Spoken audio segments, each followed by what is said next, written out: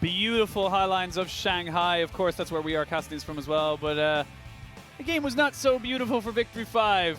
Beautiful for top. Yep. But you know what? I'm gonna give that a certified yikes. That was That's a certified yikes from me, that was dog. unfortunate. I really, you know, whenever you want to see the backstage footage or like what do they end up talking about, my question is, does Victory 5 even talk after that? What do they even say? They can't even say it was about the pick and ban. They can't even look to Coach Onions like draft better. No, they got a pretty good draft. Yeah. They got exactly what they wanted. They got what they wanted, and you know, and honestly, almost the same for top. They kind of don't even have to talk about last game. Oh yeah, They're don't just even like, talk. cool. When's the game start? That's when Knight just puts in his headphones and he's like, don't talk to me for 7 minutes.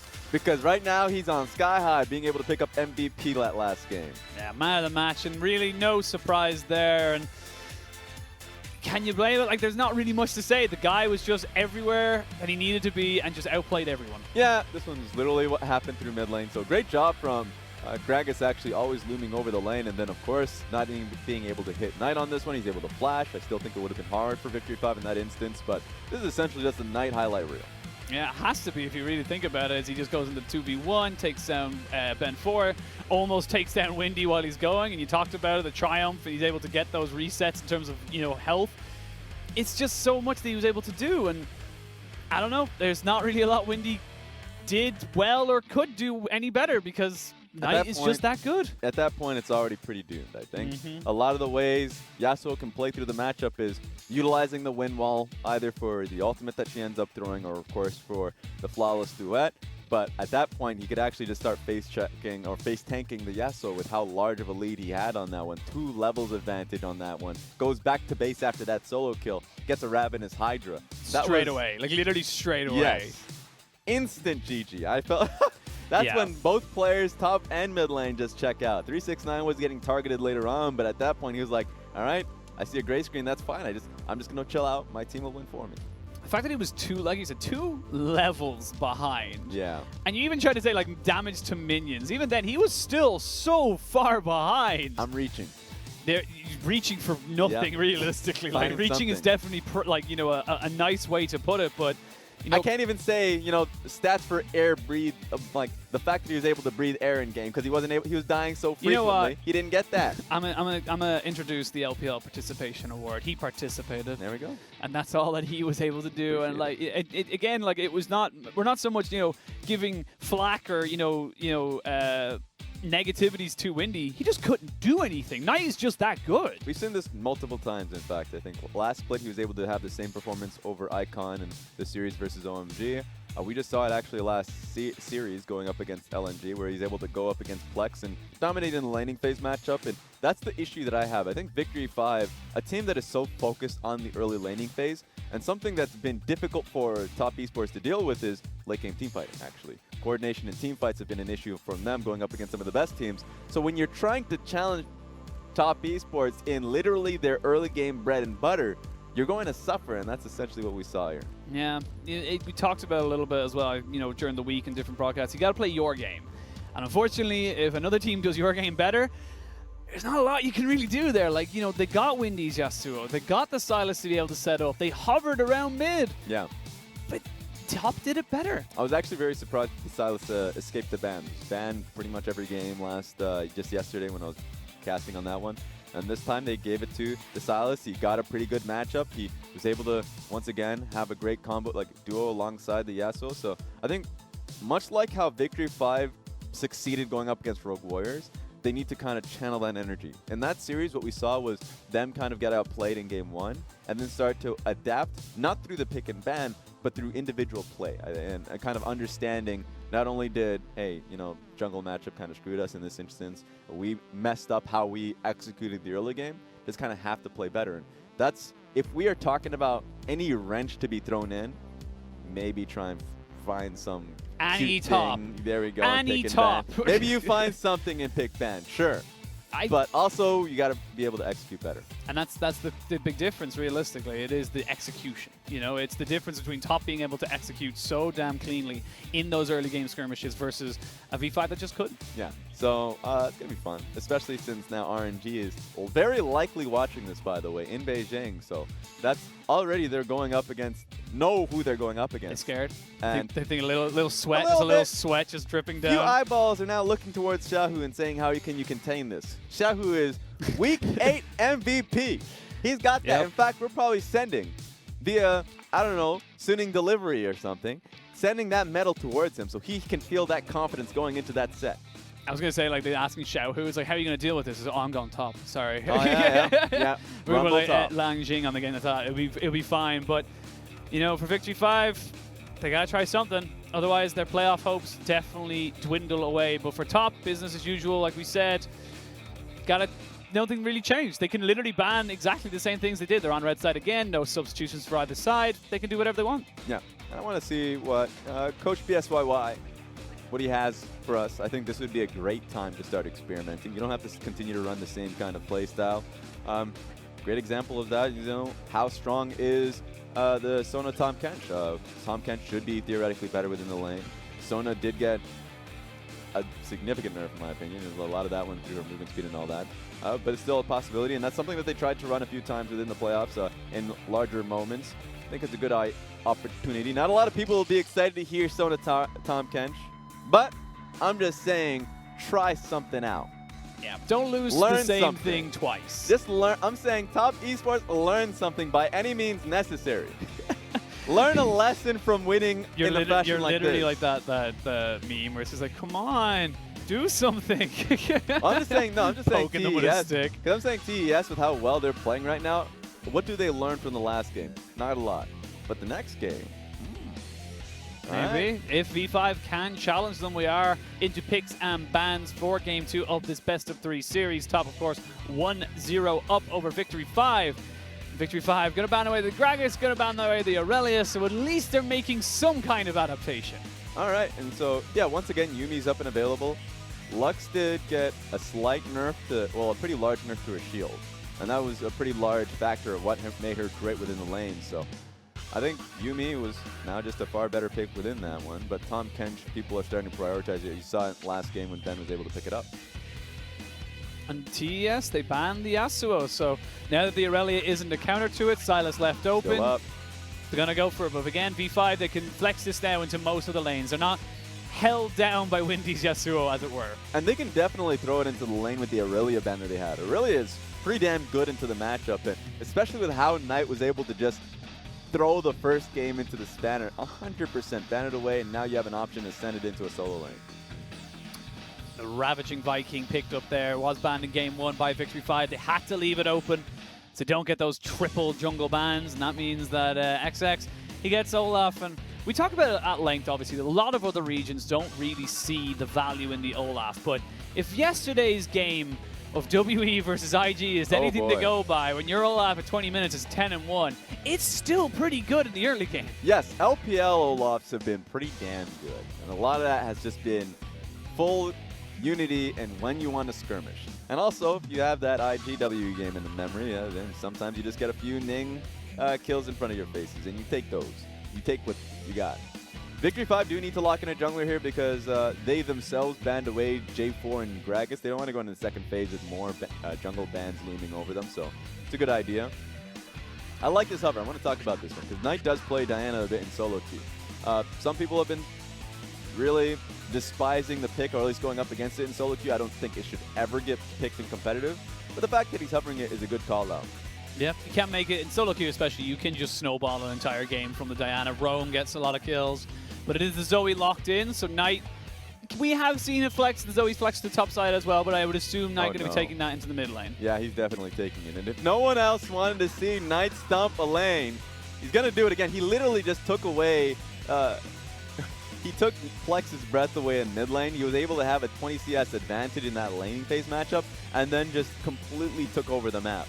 And when I made that reference of Icon stomping, Knight stomping Icon in Split 1 of this year, it was off the Zoe pick, because Zoe and Jace has been phenomenal in early and in mid game. So Good luck, Victory 5. See what you get. It's almost like a champion that can 100-0 you is unbalanced in some way, shape, or form. Uh-oh. Am I salty? Is that me? Volibear again banned away from Victory 5 by TES. They've obviously know something we don't. Kalista Volibear, definitely the kind of more OG thing we've seen with Gen G over in the LCK.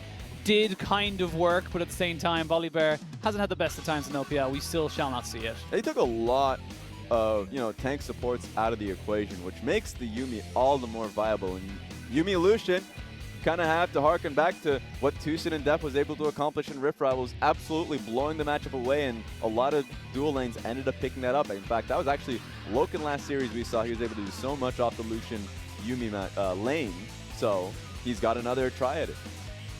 Yeah, Yuumi locked in. The Yuumi Lucian, very, very, aggressive lane that can punish a lot of oversteps. Okay. Pantheon locked in.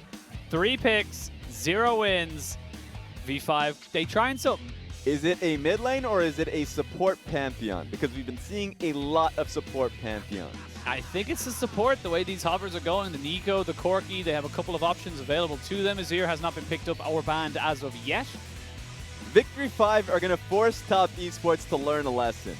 Something is going to be learned tonight, and it's more so Top Esports going to be saying, all right, Lumi, maybe you have to call them that as a nickname, but Yushin, life is not good to me, my friends. It is a Monday here in Shanghai, but Lucian and Yuumi going up against the Pantheon Kalista. They are looking to take over this early game. Similar idea to the Kalista Volibear. You grab them, you chuck them, you stun them, and you hope to God you kill them before they can turn it around. This is beautiful. I love this game This already. entire draft from both sides just screams, whoever wins laning phase wins the game. Yeah, and you have to, if you're Victory 5, you have to be scheming. And I love the extra pick potential. Mole is going to be having the Sylas pick, so we're just talking about if he gets that wave clear through mid, he has the option of being able to roam to the bot side of the map. Pantheon stun into the upstun upduck is going to be landing a kill no matter who it is, so I really enjoy what we're seeing. No cleanse pick up there from LokeN. He's actually going to be sticking with the teleport. Coaches shake hands. Corki is potentially going top side. We'll have to wait to see where that Sylas goes as well. But V5, you wanted innovation. You wanted something different.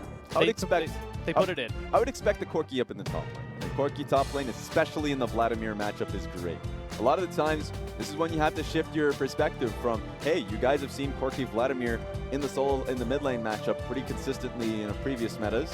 And then now you also are going to be able to see the fact that Corki should be able to do well in the lane, should be able to come out of lane incredibly, pack in, because we've seen in solo queue, we've actually seen 2 type of keystones for the Corki. If he seems like he's going to get a free lane, he's going Klepto to be able to get to his Trinity Force far faster than the mid lane Corkis. Or if he's going to have a bit of a skirmish, he's going Electrocute. So I want to be able to see what version he's going. Maybe he's going to try and pummel down this Vladimir with an Electrocute. Well, we saw last game, 369 did not really have any issues with Mole's Kennen in that top side. So let's see if Windy's Corki is any better as we're about to jump on the riff for game 2 of this best of 3 series in week 9, day 1 of the LPL Summer Split 2019.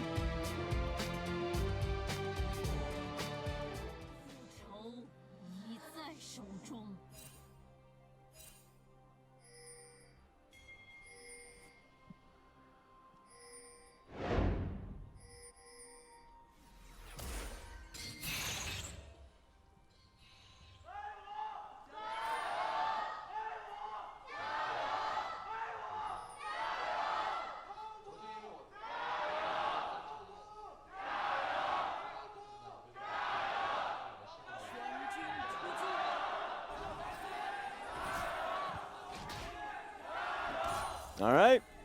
One thing I want to talk about, let's talk Corki. He's going towards Klepto. And now going into the inspiration tree, we primarily see them going towards, in fact, it's usually the footwear. So footwear and biscuits have been the other one. You can also just go Time Warp Tonic. I think if you're going inspiration primary, you can literally go Klepto, footwear, and biscuits. And you have the free amount of gold and the sustain through the laning phase. Not even just kind of barring the fact that he can just steal a potion through Klepto. And then, if we're just talking sustain, he's going into Domination, in fact, secondary. So he's going to be going Ravenous Hunter and Taste of Blood. So he should be able to do just fine being able to match some of the sustain that Vladimir has. Packin and Phosphorus Bomb is going to be really difficult for Vladimir to deal with. But speaking of difficulties, get out of there, Knight. Yeah, Knight does have Flash available. May try use a Q lands. No follow-up damage from the level 1 Sylas, unfortunately, for V5. But I like the idea. They get a summoner, they back up. Yeah, problem is, if we're just talking about, if he doesn't make a repeat gank, I like this a little better for Knight. He's able to come in a little more healthy. Still has, corrupting potions to his name, chugging the second one, so he still has one more corrupting pot. And, Mole had to take that one last Q to let his jungler go off to the win. So I want to see what ends up happening here. I definitely want to see Ben4 come back for a response gank. You have the priority. Now time to use it. It's not about the advantages. It's about what you do with said advantages. And Lee Sin, definitely a champion that can make the most out of this kind of a summonerless Zoe in the mid lane. But like you said, has to happen in the next 5 minutes. And good little thing that you saw from XX after he got his first, or his full clear up top side. Just looming over the lane and allowing Knight to get a full shove into the, to the Sylas and a base off. These are some of the small things that not a lot of teams end up accomplishing. And in fact, sometimes you see issues with EDG and being able to do this. Good recognition there from XX. And this is getting tough for 369 up top. This is what we wanted to see from the side of V5 in the last game with that Kennen. Corki has a little bit of an easier time just being able to push that wave in. And of course, knowing that the Olaf was in that mid lane, free to push up without any vision, knowing that the Olaf probably not going to be able to gank him. He's going to harass him underneath turret to be able to continue to have that lead. Oh, nice one. Here we go. Flash Ignite has been expended. What? They have, I'm not quite sure what Loke is doing. He just survived barely. The Ignite and the Red Buff were ticking down. XX is there. But there's no follow-up. He doesn't want to go in on top of it. LokeN playing with fire. Yeah, doesn't need to trade back on that one. Even if Olaf is in the area, just get the hell out of there. It's a lot of damage following up. Aftershock Pantheon, no surprise there. Just wants to be able to survive a little bit longer if he's going all in. He actually has, interesting, Hextech Flash. I was going to say, something that we've seen a lot of junglers in the LEC and LCS taking is that Hextech Flash. And because we see it mainly on these kind of champions, the ones that have to just jump in, try to get the element of surprise, and just try and take someone out. Yeah, and there are a few things that you end up seeing. We'll talk about that as the game goes on. It seems like XX is looking for a gank here. Well, Max, you have no Flash, and you have no health bar now, and Olaf, oh no, I'm getting PTSD from that WE-IG game. Oh no, this feels bad. Just because they already set up for that gank, it was looking great. They even got the summoner off of LokeN, and then it comes through in one response gank. And XX comes out, not only denies the full wave off of Y4 and Max, but of course gets the kill for himself. Y4 needs to be careful. I think he feels like with the ward there, the Olaf is just sitting in that bush. Yeah. Like you said, just being denied all this XP and then 2 plates off of 1 gank. It's a hell of a lot of gold going over to TES this early in the game. This is just upsetting. I mean, for Victory 5, especially if they're all ending on getting that early game down pack for Y4 and Max, just to have that kind of brain fluff you'd expect. And I think it comes down to, not having the extra ward being placed in that extra bush, but now XX found his target. Ben4 does not have a flash available to him. He tries to go in. TP has been committed to by Mole, and he gets ignited, and he's going to be chased down. He has got flash, burns it over the wall. Got him Trouble still. Bubble lands. Will they be able to get the damage down? Undertow to your doom, and Windy comes in for round 3, but everyone backs away. I think you were right to have those flashbacks to WE versus Invictus Gaming, because this Olaf is stacking heat right now. 3-0, 6 minutes into the game. This is just not going well. And we talked about how, TES as a team, they like to play through the early game. Olaf is almost the perfect champion to play their kind of style of run people down, make sure that they can't even contest anything. And 3 kills in the early game. You've got CS advantages in the mid and the bot lane, but Ben4 just not respecting that, had no pressure. Heavy committal, knowing that the Ghost is going to be coming through from Knight, so why not? And this TP was super ambitious. Not like, just think of it this way. What if he survives? And if it's a 2v2, coming through. You still lose that trade because Vladimir is still coming in to help anyways. So feels like Victory 5 is going back to the whole commit to the fights that are in front of you and protect people, but they're dropping like dominoes because at the end of the day, they don't have an exit strategy. They're just committing for the sake of it. And Windy committing his teleport as well. I feel like he maybe was able to take out Knight, but then Knight, using that W ability on Zoe, able to pick up the flash that the Sylas had dropped, and then just walks away.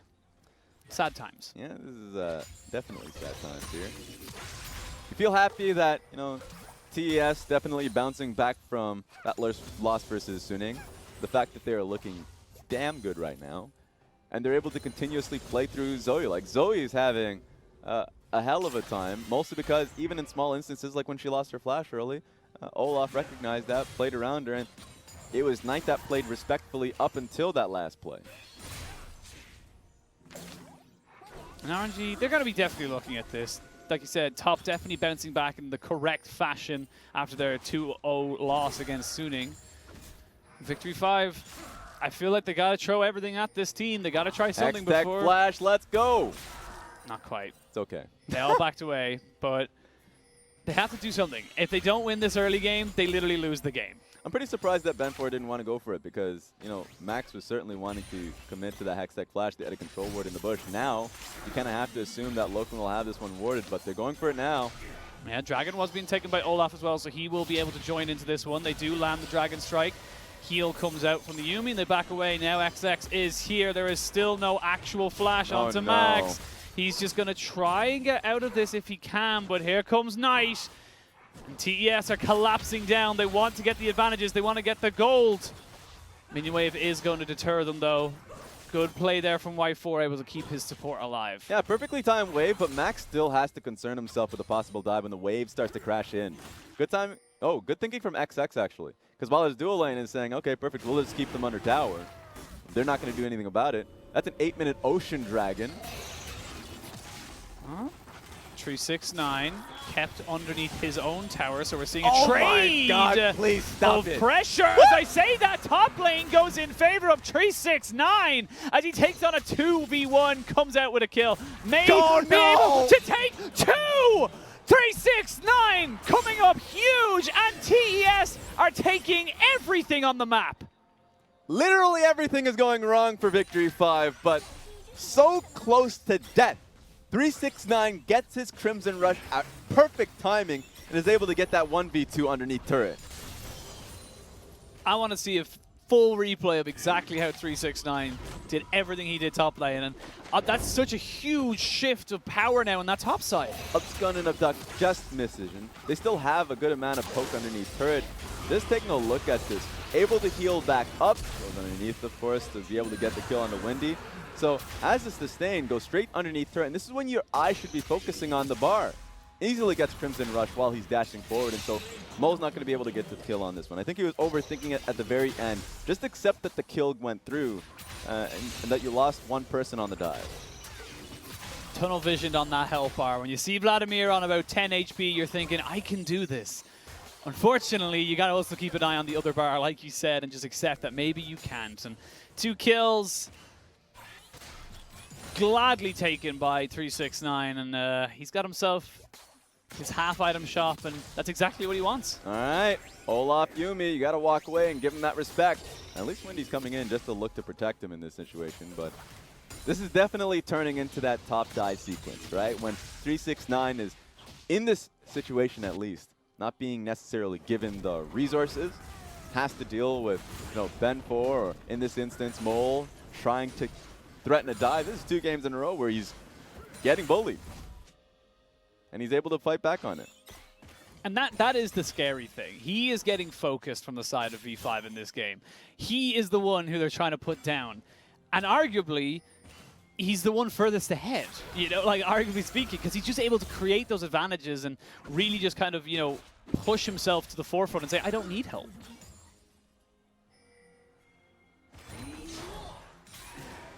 We'll wait to see now what the response is from the side of V5. Yet to get a kill, yet to get an objective, yet to get a turret plate. They've yet to get anything in this game. This could be the perfect game of perfect games. Ooh.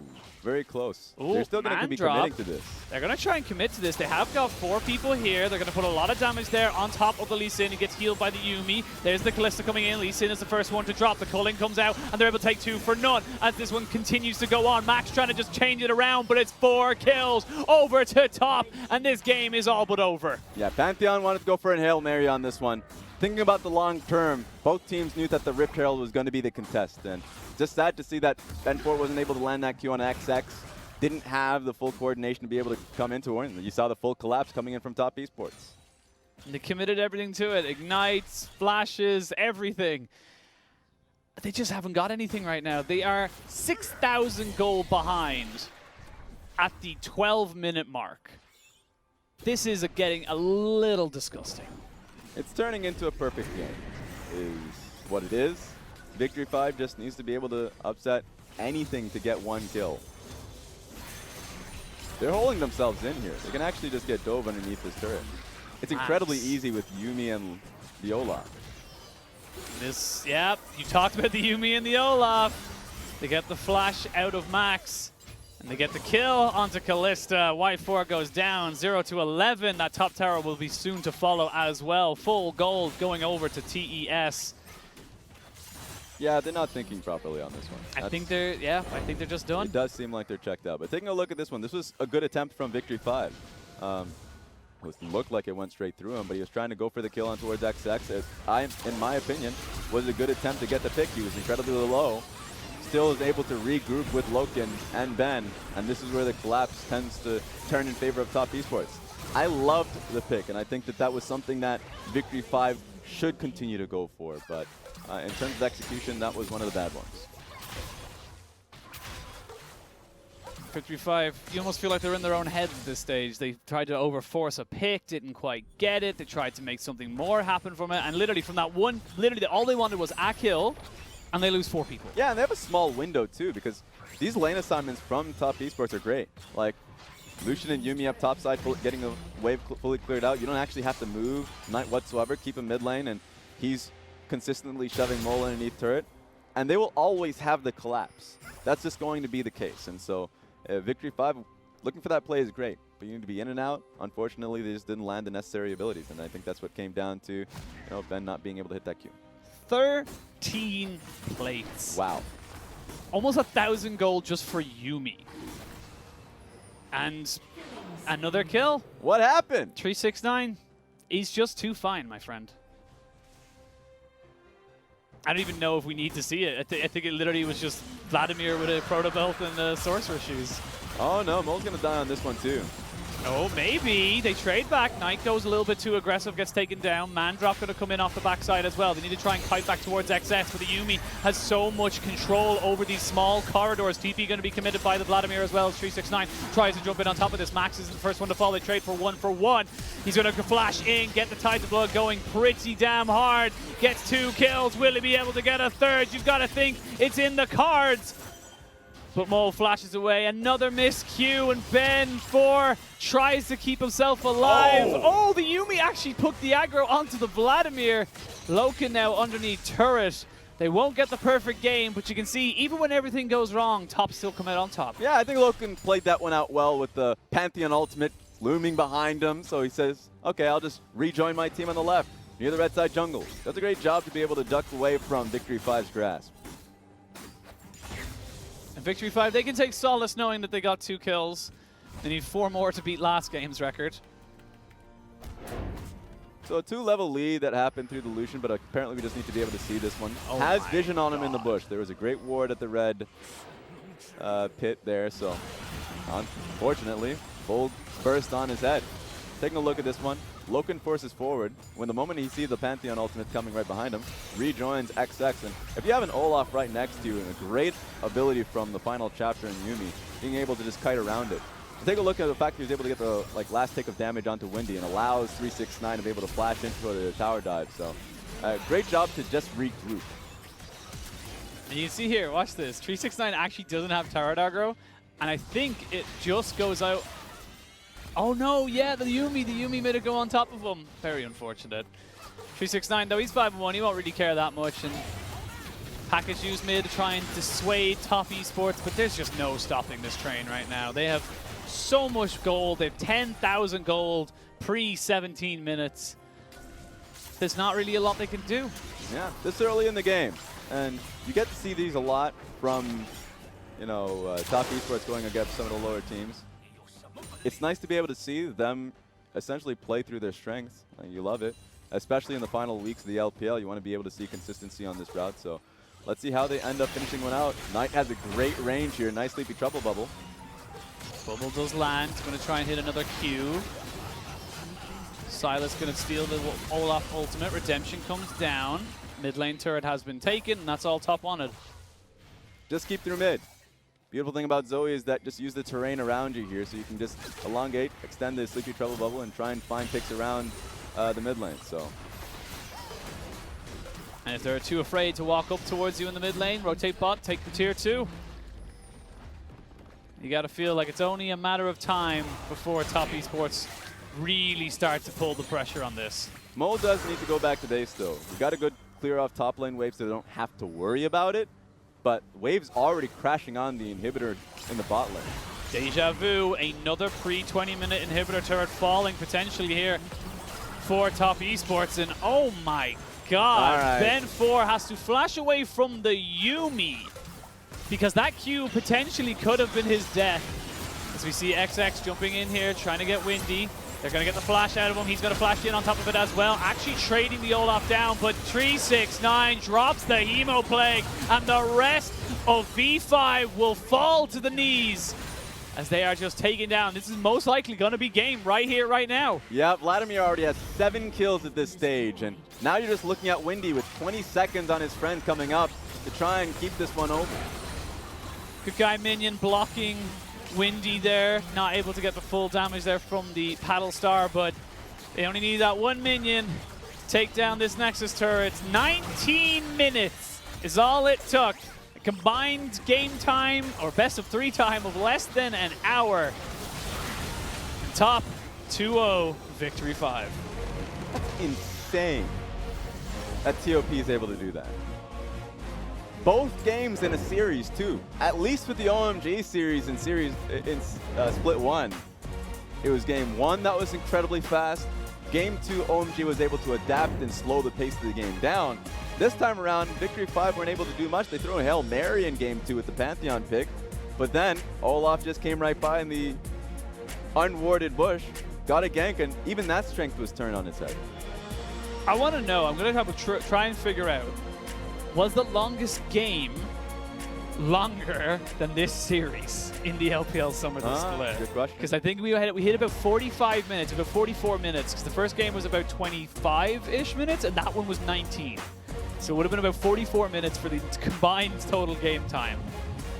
It was definitely a short series for the fans here in Shanghai. It was. Longest game, 49 minutes. So that was definitely shorter than the longest game of LPL so far this summer split. And it's great. It's great for if you're a top esports fan, and even just looking towards playoffs. Like, this team have now proven that, you know, they are starting to get that consistency down. And not only that, but they're starting to get consistency and incredibly one-sided wins. Yeah, and remember, my biggest questions coming out of Rift Rivals was not just based off of their performance in high-stakes matches, but certainly the fact that this player right here, you know, Ben had those visa issues in which he wasn't able to play in the Q series immediately after the Rift Rivals match, and XX also was ill coming immediately afterwards. So, like, you know, just overall synergy. Meshing alongside your teammates, especially on major patch changes like this one, but able to come in incredibly strong. And I think game plan was perfect by XX. I think XX played as well as he could throughout this series. And if we're just talking about the solo laners, Knight had game 1, and I think he still had game 2, but certainly 369 came out with a huge outplay in top lane, and he was able to come in team fights and save it out.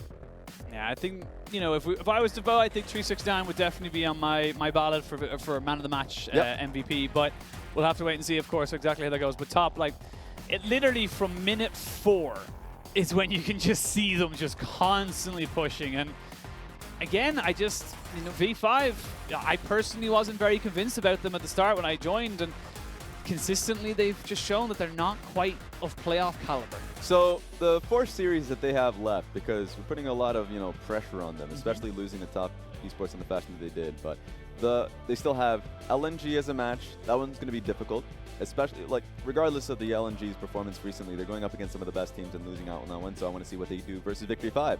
Then they have Team WE that's on the rise, Dominus that's on the rise that took a series win actually just yesterday, and then the series that they have going up next that they have to concern themselves with is Suning. So if we're just talking about this, while they still have a fighting chance, a lot of these sets you start to favor the opposing teams. So it's going to be a pretty rough one. They need to learn lessons pretty quickly about how the laning phase is actually working out so poorly for them. And I think the argument for them making playoffs, just purely off that series, just loses a lot of its validity because they barely put up a fight. Yeah. And that's the scary thing. If it was a close 2-0, you could probably give it to them and say, look, it's top. They're a fantastic team. They're super, super strong. But it just looked like they kind of tried one thing and then rolled over and died. I think also a small thing that plays a large factor is just how both of these games, the compositions top had, are fairly snowballing type of matchups. Like the Aurelia can snowball very easily going up against the Yasuo matchup. And then in the second game, Zoe, honestly, that just says a lot. And if they can get the Zoe rolling, get control wards through red side jungle, can just fish for sleepy trouble bubbles, and that's how they ended up just making a fast game like that happen. So there's a little bit of both. First thing is they did get outplayed pretty early. Second thing was the fact that they lost a lot of significant gold early on in the game. They didn't have an access back into the match. Straight up, What's they up? making playoffs, in your professional opinion? Oh, no, I didn't. No? They're not making I still think they smashed a lot of my expectations, by the way. Coming into the split, I said they were going to be the last place team. They lost Jinu, they lost Ben, or at least, no, I mean, they lost Road. They lost Road as a player in the support position. They lost a lot of great talent. Korn as well in the mid lane. And so I was really concerned for them bringing in a lot of new players. Still, they were able to come in. They're still challenging for playoffs, which is way out of the league of my expectations. So, They could still get last. Mathematically speaking. Absolutely not happening. Vici Gaming could make an absolute godlike push. No, of course I'm trolling, but I agree. They came in. Not many people were rating them very highly. They definitely had a lot of obstacles to overcome. And yes. This split, the fact that they are still technically, pushing for those playoff spots, it's definitely a much more positive outlook compared to what most people would have given them at the start of the split. Exactly, and they can still surprise. I'm just going to always give that access that way out because the fact that they won, versus Invictus Gaming early onto the split, not a lot of people expected that very naturally. And a lot of the games, like their run versus EDG, it was pretty difficult on that one too. So I just feel like they can come in and play very well versus teams that actually give them a way out of the early laning phase and into the skirmishes in the mid game. We saw them even trying for that in game 1, but they were just essentially stomped by the Aurelia and the fact that she was able to get those few early kills. So small things, small points of lessons, and I hope the best for them on that. And let's move over to top as well. Let's have a look at, obviously a fantastically convincing game. Arguably not, the most of challenging opponents, but 2-0 in less than 45 minutes is still a very, very convincing win. Yep. Do they have a chance of winning Summer Split? Do they have a chance of making it as winning Summer Split? Everybody's going to have a chance. Because they're making playoffs. They're making playoffs. Let's not even put that out. They are almost certainly making playoffs. I mean, can they win the whole thing? Always going to be saying can. I think the 3 teams that I currently have as favorites very naturally is going to be FPX, RNG, and I still have IG on the Got to respect the world champions. 100%. And, they do change the way they play when they go into best of 5, so I want to be able to see what adaptation they make. Top Esports is a team that, while they got 4th place in Spring Split, they're certainly making gains, and I want to be able to see if they have, essentially the ability to contest. What side of the bracket you're on, all that bracketology that we have discussions in the final weeks going into playoffs is going to start to matter. Because last time round, they were, great. You got, Dominus in the first round, right? And then you go into Invictus Gaming, immediately stomped out. And then you go into 3rd place matchup against FPX. That's fine. You could be able to take that one. But the fact that they had to run into the world champions in a position in which IG was already playing out of their minds at that point, right? I think they were pretty unlucky with the positioning on the side of the bracket that they were on. If they were on the top side bracket and they had to deal with the likes of technically JD, but I mean everyone's going to like their shot at JD at that time. It was more so the upset that JD had in multiple instances that changed the story. But top esports I think have a good chance. And Suning, back to your point, I think they're not in the race for me. but anything is possible for the change. Much like not a lot of people expected JD to be in the finals. Yeah, I think, that's the beauty of LPL. A lot of people just kind of don't know sometimes. Sometimes randomly we see Suning take 2-0 convincing against top, and then other times we see them, Suning lose to Vici. It depends, and it depends on what kind of the day that comes onto it. But, the playoff race is definitely becoming a lot more kind of congested, I think, definitely towards the 4th to 8th position. And I think that's when the more important games are going to come into play. And I think a lot of it also comes down to jungle strength, because we're talking about the top 3 teams right now, just, based off the standings alone. Karsa from RNG, you have Tien, who's been, MVP caliber player from Spring Split. There's a lot of fantastic jungle talent, and for top esports, their inconsistency does come out of the jungle. For XX, who's actually played out of his mind most games in the year, a lot of the times the game that he stands out and looks poor in, you cast your minds to like Rift Rivals on a Sejuani play, or in the final games in like versus FPX where his Gragas looked really bad when that's his champion. He actually has performed the best on that champion. So when we talk about inconsistency in larger games and moments, it's usually the eyes are focused on him. So I want to be able to see what he does in the final few weeks, because even outside of the playoff discussion, you have some hard games in front of you versus great jungle talent. So I want to see what we got here. Yeah, quick one. Who do you think got MVP? Vladimir. Quickly. Vladimir, you're going to go with 369? Yep. It was, unfortunately, not for you, it was Ben. Oh! Ben got MVP. Okay. Did very well on the Yuumi. Honestly, I'm all for a support. I'm all for a support MVP. Yeah, a lot of the times, especially with Yuumi, you start to scrap your mind and look back to the team fights of what she was able to accomplish. When Max got MVP on Yuumi, it was great, right? A lot of the fights were started by him. This time around, like, this was great from XX. And to be fair, a lot of these gank options wouldn't be available if the projectile wasn't landed, but it's incredibly easy to land that. I mean, XX was able to do quite a lot in these moments, but at the end of the day, it was a great combo between XX and Yuumi. Olaf and Yuumi is just a great combination in skirmishes. You gotta say, I love a bit of love for the supports, because definitely a non-thanking lane. Kind of, you don't really get thanked that much unless you're like a Blitzcrank or something. You literally get the Eddie carry or something. But again, thoroughly deserved. I think, it was hard to pick just one person. Top just played insane in all 3 lanes, all 5 positions. Got to pick someone. I think the support is definitely the one that I would personally love to kind of see a little bit more love to. Yeah, I'd agree with that. I think top lane, mid lane, jungle, they all played well. I would personally already give it to top lane for the Vladimir. XX also deserves it on that one.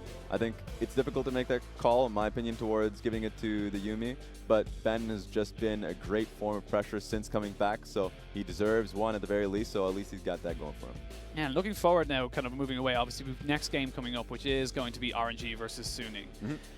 Tough matchup for both sides. Despite how well RNG have been playing recently, Suning kind of have the advantage over them in terms of historical results. Oh, yeah, that's going to be fun, isn't it? Yeah. The fact that Suning has actually just been able to... I remember, in fact, when I was filming Culture Shock episode in 2018 summer, and I was actually able to sit down in the Beijing venue and watch the game. They were going up against Suning. Suning beat them 2-0. And so that's been a constant spring split this year, summer split last year. So it actually took a long time for RNG to be able to take them during the regular season. So that's gonna be interesting. Yeah, so we're gonna go to a break. If you're looking for something to watch, check out Culture Shock on the LPL Twitter. When we return, on the LPL Twitter, on the LPL YouTube, excuse me. When we return, we will have RNG versus Suning in our second best of 3 of the day.